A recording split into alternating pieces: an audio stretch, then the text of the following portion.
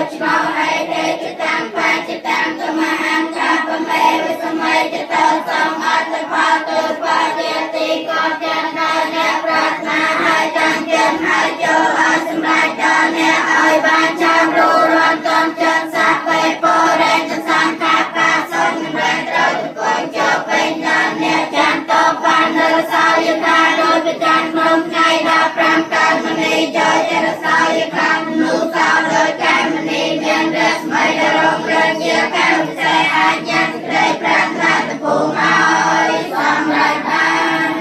សាបមាកលៀង